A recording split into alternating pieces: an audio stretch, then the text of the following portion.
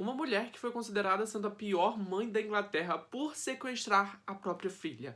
Hoje eu vim falar pra vocês o caso Shannon Matias. Olá pessoas, sejam muito mais bem-vindos a esse canal que fala sobre casos criminais, sequestro, desaparecimento. E hoje eu vim falar pra vocês um dos casos assim mais bizarros, não bizarro no sentido de ser grotesco, mas tipo assim, cara, a mãe sequestrar a própria filha. É bizarro pensar nesse sentido. Então, se você gosta desse tipo de conteúdo, não se esqueça de se inscrever aqui embaixo, deixar o seu like. E caso você já é inscrito nesse canal, seja muito mais bem-vindo a mais um vídeo. Deixe seu like, comente para caso você queira que eu traga algum caso criminal, que eu vou tentar trazer o mais rápido possível. Mas então, chega de enrolação, chega de blá blá blá, sem mais delongas, simbora pro vídeo de hoje. Dando um breve contexto sobre o caso, em fevereiro de 2008, Shannon Matias, de apenas 9 anos de idade, foi dada como desaparecida. A busca por Shannon se tornou uma das maiores operações policiais da Inglaterra, se comparando até mesmo ao caso de Madeleine McCann, que também ocorreu muito perto do desaparecimento de Shannon. Shannon Matias foi encontrada viva e também muito bem em março de 2008, na casa que pertencia ao tio do namorado de Karen, que é a mãe da menina. Pra vocês verem o quanto esse caso ele é assim, confusinho, ele é enroladinho. Mas então, quem era Shannon Matias? Karen Louise Matias nasceu no dia 9 de setembro de 1998 e ela era a terceira filha do casal Karen Matias e Leon Rose. O casal tinha 6 filhos quando eles se separaram em 2001, com Leon levando 3 dos seus filhos para morar com ele em Huddersfield, a cerca de 14 km de Danesbury, que era a cidade onde Karen Matias permaneceu com seus outros 3 filhos. Logo após os dois se separarem, Karen tinha apenas 28 anos de idade quando decidiu ir para uma propriedade chamada Moorside Estate com seus 3 filhos, junto com também Shannon. E quando esses 3 filhos foram morar com Karen, a situação deles decaiu drasticamente. Para vocês terem noção de quanto a situação deles decaiu, entre o final de 2002 a 2003, a Karen, junto com seus filhos, estavam meio que no conselho de risco, sabe? Registro de risco do conselho tutelar lá da Inglaterra. A denúncia por maus tratos, não no sentido talvez de bater, mas sim por maus tratos no sentido de cuido, já que ela não cuidava muito bem dos seus filhos, foi feita por várias pessoas e com isso vários assistentes sociais iam até a casa de Karen para poder monitorar. O pior de tudo, vamos dizer assim, é que essas visitas eram informadas alguns dias antes para Karen. E com isso ela conseguia dar uma geral na casa, arrumava a casa, botava alguma coisinha ali na geladeira, dava um banho nos meninos, para que na hora que os assistentes sociais chegassem até a casa, vissem que estava tudo em ordem. Ou seja, nas últimas visitas que estavam acontecendo na casa, estava tudo em ordem, estava tudo organizado, até que em 2004 ela foi retirada desse registro de risco. Apesar disso, Karen meio que dependia totalmente dos seus filhos para poder arrecadar uma renda para ela, já que ela recebia 286 libras por semana, isso vindo do governo, que era meio que um auxílio para ela. Ou seja, quanto mais filho ela tivesse, melhor era para ela. Obviamente, todo esse dinheiro era destinado à criação de seus filhos, mas a Karen ela não ligava muito para isso. Ela, em vez disso, comprava cigarros, comprava comida de fast food, essas porcarias, chocolate, sabe? Essas coisas que não faz muito bem pra gente. E em vez de, muitas vezes, comprar um alimento saudável para os seus filhos, ela dava fast food para os seus filhos comerem e tava, tipo assim, tava nem aí. Mas essa situação toda piorou quando ela conheceu um cara chamado Craig Meehan, de apenas 18 anos de idade. Esse rapaz trabalhava como peixeiro no mercado local e logo que os dois se viram, começaram a se conhecer e assim rolou um caso entre eles. E logo depois que eles se conheceram, não passou muito tempo, passou pouquíssimas semanas para que Craig fosse morar com Karen junto com seus 3 filhos. E mais tarde, ela engravidou do seu 7º filho, vindo dessa vez de Craig. Como eu já disse, com a vinda desse 7º filho, ela não comprava fraldas nenhuma, já que ela achava muito caro, improvisando somente com sacolas plásticas. E assim, você pode estar pensando, pô, um novo bebê, pelo menos ela teve uma atenção a mais com seus filhos, né? Exatamente ao contrário. Ela passava a maior parte dos seus dias junto com o Craig jogando videogame e mexendo no computador, enquanto seus filhos estão lá passando fome. E é claro que, sem surpresa nenhuma, a Shannon não gostava de morar com sua mãe. Ela pedia regularmente para ir morar com o pai, tanto que no quarto dela foi encontrado meio que um rabisco dizendo: "Eu quero morar com meu pai". E ao que deu a entender, a Karen, o Craig e também os seus filhos brigavam muito, tipo assim, batiam boca mesmo. Isso resultava muitas vezes com a Shannon indo chorando para seu quarto, ligando para seu pai para que viesse buscar ela. Mas assim, nada surtiu muito efeito, ela ainda morava com a mãe dela. Mas é aí que vem a parte do desaparecimento dessa garota. Um dia antes do desaparecimento de Shannon, ela junto com a mãe tiveram uma briga muito séria, resultando na Shannon fugindo de casa, indo até a casa do seu tio, onde ela gostava muito de passar o tempo livre dela, brincando com seus primos, e pediu para que ela pudesse dormir ali. O tio, infelizmente, recusou a fazer isso, e ela teve que voltar para sua casa, que não ficava muito longe, chorando, tipo assim, infelizmente, ela não poderia ficar com o tio. Porém, na manhã do dia 19 de fevereiro de 2008, tinha uma coisa que realmente estava fazendo Shannon ficar radiante. Ela, junto com sua turma, na Westmore Junior High School, estava indo para Dansbury Sport Center, onde ela iria nadar na piscina local. Ela estava muito animada porque, pelo visto, ela gostava de sair com a sua turma. Shannon se preparou para ir à escola, pegou seus equipamentos de natação e, enquanto descia as escadas, ela continuava brigando com sua mãe, mas ela não deu bola, seguiu em frente e foi para a escola, que não ficava muito longe da casa, ficava a apenas 800 metros da casa. Shannon e seus colegas ficaram bastante tempo nesse centro esportivo, curtindo bastante a piscina, mas chegou a hora deles irem embora e foi então que eles apareceram em frente à escola por volta das 3 horas e 10 minutos da tarde, e essa foi a última vez em que Shannon foi vista, que há registro de que Shannon foi vista. Como eu já disse anteriormente, a escola não ficava muito longe da casa de Shannon, ela tinha pouquíssimo tempo para ir e vir da escola, ou seja, quando ela começou a demorar muito para chegar, a sua mãe ficou preocupada com o que estava acontecendo e ligou para a polícia. Karen ligou para a polícia por volta das 6h48 da tarde e por volta das 7 horas e 18 minutos daquele mesmo dia, a polícia chegou até o local onde estava acontecendo o desaparecimento. Porém, a polícia se deparou com apenas Craig e também as crianças de Karen ali na casa, mas não tinha avistado Karen. Logo assim, ela chegou e, após ser perguntado onde ela estava, ela disse que estava procurando por Shannon. Quando a polícia perguntou se a Shannon poderia ter fugido de casa, a Karen se recusou a aceitar isso, já que ela não tinha motivo para fugir de casa. A polícia foi até a casa de Leon Rose, o pai de Shannon, para poder ver se ela estava lá, mas não encontraram nada. Vale ressaltar que 6 meses antes do desaparecimento dela, a Shannon costumava visitar muito seu pai, que ela gostava muito, porém houve uma certa discordância entre Karen e Leon em questão de dinheiro, e ela não pôde mais ir visitar o pai. Claramente, Leon ficou arrasado ao saber que Shannon tinha desaparecido, e foi então que ele dirigiu para Dansbury para ajudar nas buscas pela Shannon. Obviamente, com toda aquela algazarra, os vizinhos apareceram na casa de Karen, mas não para saber o que estava acontecendo. Claramente era para também saber o que estava acontecendo, mas também era para poder ajudar na busca por Shannon. Muitas pessoas começaram a revistar a propriedade e também os arredores para poder saber onde é que ele estava, e essa busca durou até as 4 da manhã, mas não havia nenhum sinal de Shannon por ali por perto. As autoridades, em particular, ficavam muito preocupadas com a saúde de Shannon, já que naquela noite estava batendo menos 9 graus. E, gente, aqui estava tendo 10 graus positivo e eu já estou morrendo de frio. Imagina bater menos 9 graus. No dia seguinte ao desaparecimento, no dia 20 de fevereiro daquele mesmo ano, mais de 200 policiais se juntaram à busca por Shannon, batendo em portas, perguntando a vizinhos e também verificando qualquer lugar em que Shannon poderia estar escondida. Tipo, embaixo de uma escada, embaixo de uma ponte, sabe? Qualquer lugarzinho onde ela poderia estar afugentada. Fora também que as colinas e também os muros que cercavam a propriedade foram investigados, foram amplamente meio que peneirados para poder encontrar qualquer sinal de pegada dela, qualquer, tipo, o rasgo de uma roupa, o tecido da roupa rasgada, então.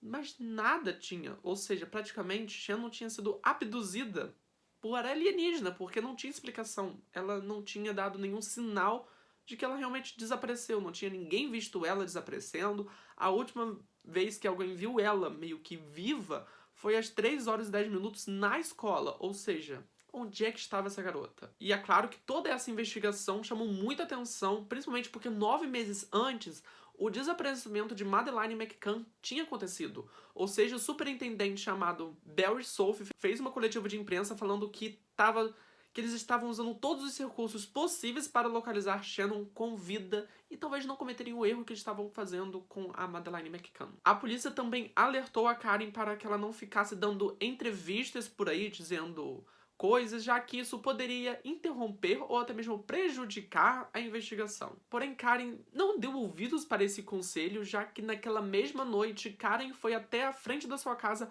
onde tinha um monte de repórteres buscando por alguma coisa ali naquela investigação. E foi então que ela decidiu dar uma coletiva de imprensa. Ela disse amplamente: "Devolvo minha linda princesa", junto também com um ursinho que tinha uma camisinha rosa. Porém, a melhor amiga de Karen, chamada Natalie, ficou meio desconfiada daquilo tudo, já que ela nunca tinha referido a Shannon como minha linda princesa ou simplesmente princesa. Ela também perguntou a Karen aonde ela tinha arrumado aquele ursinho de pelúcia e a Karen respondeu que não fazia ideia de quem era aquele ursinho. Olha o nível de situação nós já estamos chegando. E no dia 21 de fevereiro de 2008, mais de 200 moradores da Morside State se juntaram às buscas para poder pregar cartazes em árvores, muros e até mesmo nas escolas locais para que alguém tinha visto a Shannon, qualquer coisa, tipo, qualquer informação seria muito válida. E foi então que o jornal The Sun ofereceu 20 mil libras para qualquer informação que levasse ao paradeiro de Shannon. Fora também que uma empresa local de Huddersfield ofereceu mais 5 mil libras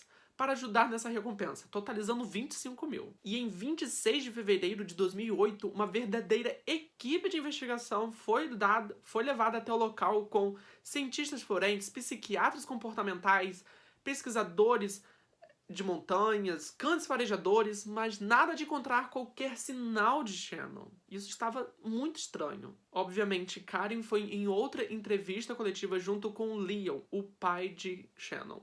Junto com eles estava uma camisa escrito "You Find Shannon". E lá ela deu mais uma entrevista, mas, tipo assim, de um jeito que ela não chorava, tipo assim, ela estava muito seca em relação a tudo que estava acontecendo. Nessa entrevista, ela continuava dizendo que Shannon tinha sido sequestrada, de que ela não tinha fugido de casa e para quem estivesse com ela, para poder devolver ou ligar dizendo que queria uma recompensa por ela. Ao todo, mais de 1.500 motoristas, 3.000 casas, 250 policiais e desses 250, 60 eram detetives e eles todos estavam envolvidos na busca de Shannon. Fora também que com quase 2/3 dos cães farejadores também foram levados até a propriedade para poder encontrar qualquer coisa que viesse dela. Ou seja, essa investigação estava se tornando uma das maiores da Inglaterra em busca de uma garota. E conforme os dias iam se passando e nada de Shannon chegar até a sua casa, várias pessoas começaram a desconfiar que Craig era o autor do crime, já que começou a passar alguns rumores por aí dizendo que ele era muito violento com a Shannon. Porém, Karen, juntamente com Leon, foram até a entrevista de imprensa para poder meio que negar tudo isso, dizendo que Craig era um ótimo pai para Shannon. A Karen ajudou a polícia, olha só, gente, a Karen ajudou a polícia a achar sua filha juntando uma série de impressões digitais juntamente com exames de DNA, ou seja, eles conseguiram mapear por completo o DNA de Shannon. Ou seja, se encontrar qualquer coisa, poderia botar um exame de DNA que saberia na hora que era Shannon. Fora também que Craig e Karen ajudaram a polícia a montar uma espécie de árvore genealógica da família de Mathians, que era a família de Shannon. Eles deram nomes de avós, bisavós, tios, tias, primos, enfim, uma árvore genealógica completa com mais de 300 pessoas. Ou seja, foi um processo lento e com muitas pessoas, e a polícia então meio que decidiu restringir as buscas pelos aqueles indivíduos com um certo interesse. Mais tarde naquela investigação, a polícia descobriu que a Karen e também o Craig tinham deixado de dar um nome de um tio. Eles pensaram a princípio que isso poderia ser uma falta de atenção deles, já que eles tinham dado mais de 300 nomes, mas eles começaram a achar meio estranho, já que esse tio morava muito perto da Karen, e fora também que esse tio não tinha aparecido em nenhum momento para ajudar a procurar a sua sobrinha. Esse tio, na verdade, era o tio de Craig. Michael Donovan morava a cerca de 1 quilômetro da casa do casal e ele era conhecido por ser um pouco solitário. Ele não trabalhava, tendo sofrido um traumatismo craniano em um acidente de carro e dependia totalmente de benefícios de incapacidade. Obviamente, eles pensaram que a princípio isso foi um deslize da família,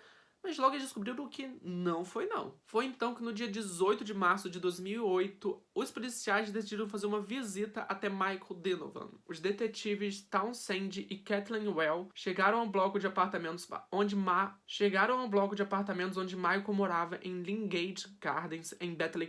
Foi então que eles foram até o apartamento e bateram na porta, mas não houve nenhum sinal de presença ali dentro. Foi então que eles começaram a visitar os vizinhos daquele bloco, perguntando onde é que estava o Michael. Um dos vizinhos, o vizinho de porta, disse que, olha, bate de novo porque provavelmente esse cara tá aí dentro, já que o carro dele está ali fora e pra qualquer lugar onde ele vai de carro. Tipo, Michael tem que ir na padaria. Ele pegava o carro e ia, entendeu? Era esse tipo de coisa. Foi então que eles foram até o andar de baixo, perguntaram à namoradora, dizendo se ela tinha visto realmente Michael descendo as escadas ou indo de carro, enfim. Ela disse que, olha, alguns minutos antes eu ouvi o Michael andando aí em cima e parecia também que tinha uma criança se arrastando ali. Porém, ela pensava que era da nova namorada de Michael, já que ela também escutava algumas vozes femininas.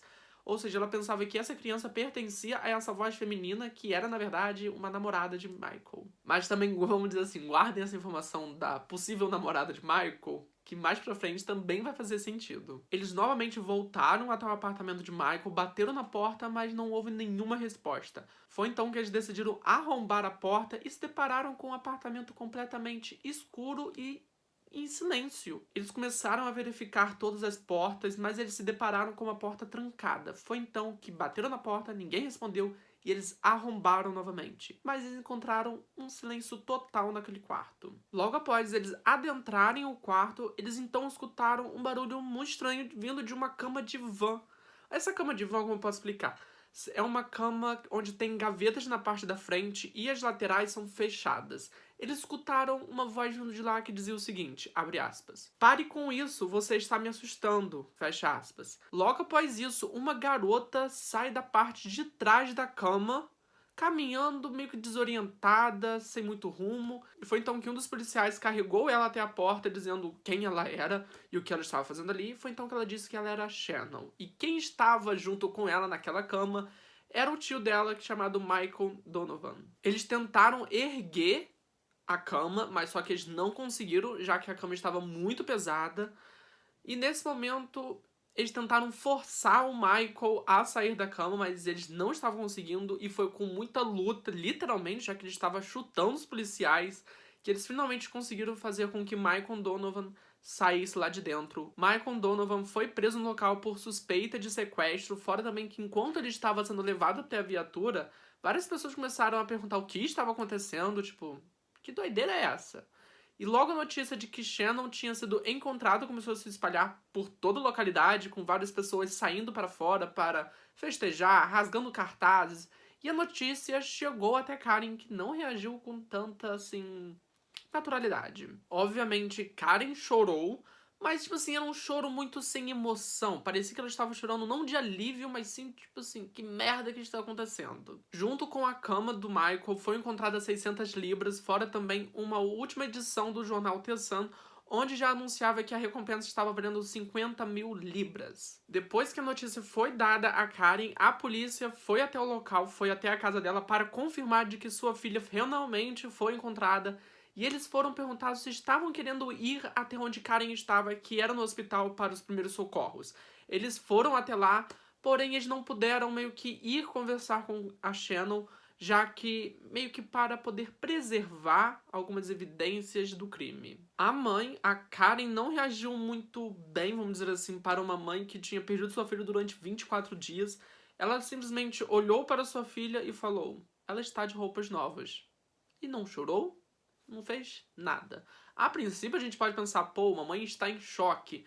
Mas assim, sabendo depois do desfecho do caso, a gente sabe que ela não estava em choque em ver a filha bem. Ela estava em choque por ver a filha e o seu plano sabe, caiu por terra. Já Karen e Craig foram levados até um hotel próximo para que eles pudessem ter meio que um alívio da imprensa local. E já vem a parte mais bizarra desse caso, que é a confissão de Michael Donovan. Michael Donovan explicou na sala de confissão que ele não estava querendo fazer aquilo, que na verdade quem era a cabeça daquilo tudo era Karen Matthias. Segundo ele, quando a recompensa que anteriormente era de apenas 20 mil libras passasse a ser 50 mil libras, ela iria telefonar para ele dizendo: olha, fala que achou a Shannon, pega a recompensa que nós vamos dividir meio a meio. A recompensa realmente chegou a 50 mil libras, mas antes que Donovan pudesse pôr as mãos no dinheiro, ele foi preso. Como já disse anteriormente, Michael disse que não queria fazer aquilo, mas ele realmente confessou aos detetives de que Karen tinha conhecidos que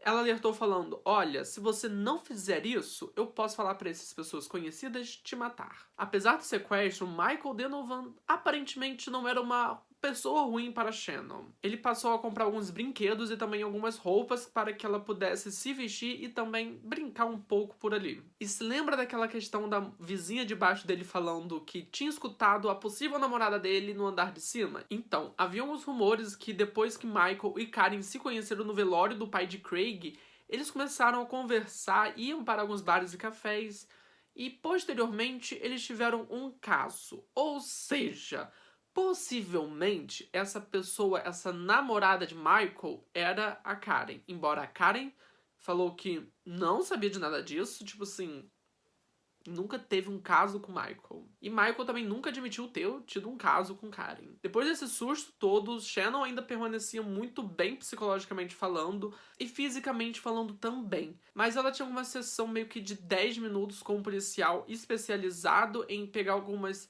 depoimentos de criança. Ela tinha que dar esses depoimentos durante 10 minutos todo dia, e foi assim que eles começaram a reconstituir aquele dia. Mas e também as coisas começaram a complicar também em Moorside State, já que alguns moradores locais, depois de sentirem o alívio de Shannon ter sido encontrada, eles começaram a perceber certo comportamento estranho vindo de Karen, já que ela não parecia estar feliz de que sua filha tinha sido encontrada, fora também que ela não ficava perguntando para as autoridades quando que ela voltaria. E também eles começaram a perceber que ela não demonstrava nenhum remorso, nenhum nojo ou qualquer coisa, ou qualquer sentimento em relação ao Michael Donovan ter sequestrado a sua filha. Fora também que vários amigos próximos e também familiares começaram a discutir sobre o comportamento de Karen enquanto a Shannon estava sequestrada, estava desaparecida. Uma das amigas mais próximas de Karen, que era a Natalie, novamente falando dela, disse mais tarde que durante os primeiros dias de desaparecimento ela agia bastante normal. Ela deu uma declaração bastante intrigante para o BBC, e abre aspas: foi um dia normal na vida de Karen. Ela e Craig estavam rindo e brincando, jogando jogos de computador como se tivessem acabado de tomar uma cerveja. Eu estava morrendo de vontade de pegá-la sozinha, mas era impossível. Craig nunca saiu do lado dela. Se não fosse ele, sempre havia outros por perto. Eles conversavam e se eu entrasse no local onde eles estavam conversando, todos ficavam quietos. Ou seja, tinha um quesinho de estranhidade, uma coisa estranha acontecendo no ar, principalmente na casa de Karen. Até mesmo o superintendente Barry Salt deu uma declaração mais tarde dizendo que enquanto os repórteres não filmavam ela parecia bastante indiferente com o caso, estava pouco se ferrando se sua filha estava bem ou não, mas quando os repórteres estavam em ação, estavam filmando, ela baixava o personagem e falava: meu Deus, eu estou com saudade da minha filha. Simplesmente mudava de personalidade. Karen e Craig foram informados mais tarde que a Shannon não poderia voltar para casa enquanto ela não respondesse algumas perguntas, principalmente sobre o cativeiro com Michael Donovan. Quando ela recebeu essa notícia, ela simplesmente respondeu um ok, não demonstrou nenhuma preocupação com sua filha, simplesmente falou: faz o que vocês quiserem. Na verdade, foi meio que uma desculpa para não levarem a Shannon para a casa de Karen e Craig. Foi que eles já sabiam que Karen poderia estar envolvida no sequestro de sua própria filha. Foi então que no dia 2 de abril de 2008, Craig Meehan foi preso após ter em sua posse, no computador da casa dele, pornografia infantil. Fora também que no outro dia eles descobriram mais coisas e ele foi meio que, mais uma vez, sentenciado após eles descobrirem 11 fotos de criança em algum ato indecente. Eu não consegui achar se foi no ato de sexo ou se foi violência. Não consegui achar essa informação. Os amigos de Karen não sabiam dessa confissão de Michael Donovan, porém eles já estavam com uma pulga atrás da orelha em relação a Karen, já que ela não demonstrava nenhum sentimento em relação ao sequestro da filha. Então Natalie, junto com a mãe de Karen, meio que bolaram um plano junto com alguns detetives para fazer com que Karen confessasse. Eles chamaram ela até um carro, começaram a conversar, mal entraram no carro, tipo, pouquíssimos minutos depois, a Natalie meio que imprensou ela contra a parede e falou assim, olha, é melhor você confessar que vai ser melhor pra você. Foi então que ela confessou que estava se envolvida no sequestro de sua filha. Foi então que no dia 6 de abril, Karen foi presa por suspeita de tentar perverter o curso da justiça. Em 8 de abril, ela também foi acusada por negligência infantil. Michael Donovan e também Karen Matinhos começaram a dar depoimentos, mas ambos os depoimentos meio que se contradiziam. Um dizia que era, na verdade, Karen que era a mandante do crime, e a Karen dizia que, na verdade, era o Michael que era o cabeça do crime. Mas, apesar disso, a polícia conseguiu algumas partes que eram meio que ligadas, eram possivelmente ligadas, e eles conseguiram montar uma linha de investigação. A seguinte linha foi, Karen pediu para Michael encontrá-la num café. Nesse café, eles começaram a conversar sobre o possível plano. Michael, a princípio, recusou fazer isso, mas depois dela ter ameaçado ele de morte, ele disse que tá tudo bem, vamos nessa, e que ela iria dividir o dinheiro apenas se a soma total chegasse a 50 mil libras. Fora também que, a princípio, não seria a Shannon a ser sequestrada, e sim um dos seus filhos mais velhos. Porém, Michael ficou muito ressentido com isso, já que ele não conhecia ninguém, não conhecia nenhum dos seus filhos, apenas a Shannon. E foi então que a Shannon foi escolhida, e também foi escolhida de uma forma meio estratégica, já que ela era menina e possivelmente a sociedade queria mais se simpatizar com ela por ela ser uma menina. Já no apartamento de Michael foi descoberto uma corda que vinha do sótão, que era ligado a uma espécie de viga. Essa corda era grande o suficiente para a Shannon ir ao banheiro e poder dormir também em cima da cama. Só isso. Fora também que ela tinha que seguir uma série de regras onde dizia que ela não podia fazer barulho durante o dia ou durante a noite. Ela poderia sim assistir TV, porém tinha que ser no volume 8 ou até menos que isso. Fora também que foi encontrado uma série de medicamentos tranquilizantes.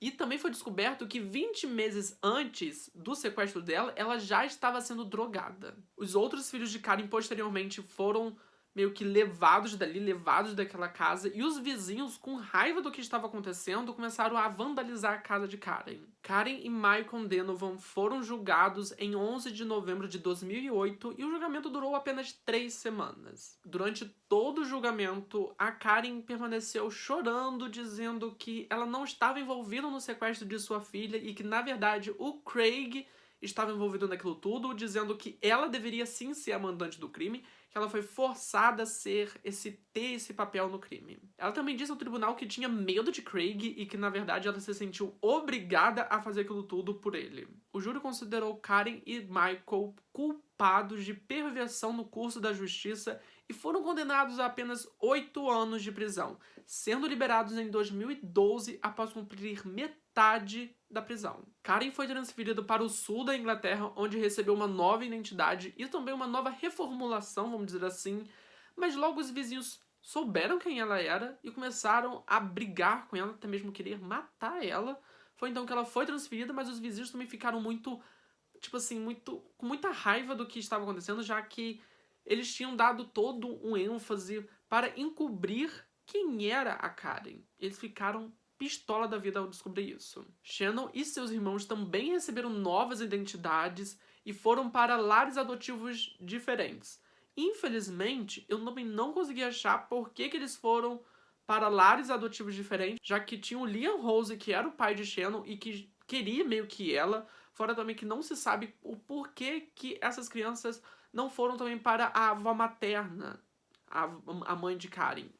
Não se sabe, isso é muito bizarro, mas o que mais é bizarro nisso tudo é pensar que uma mãe pensou em sequestrar a própria filha por dinheiro. E também o mais bizarro disso tudo é que eles receberam pouca pena. Tipo assim, receberam apenas 8 anos de prisão, sendo liberados 4 anos depois. Gente,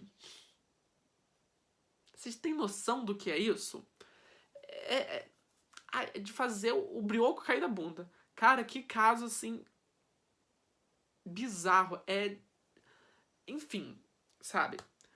Esse foi o vídeo de hoje. Espero que vocês tenham gostado. Se gostaram, não esqueça de se inscrever aqui embaixo. E até semana que vem para mais um caso criminal. Tchau, tchau.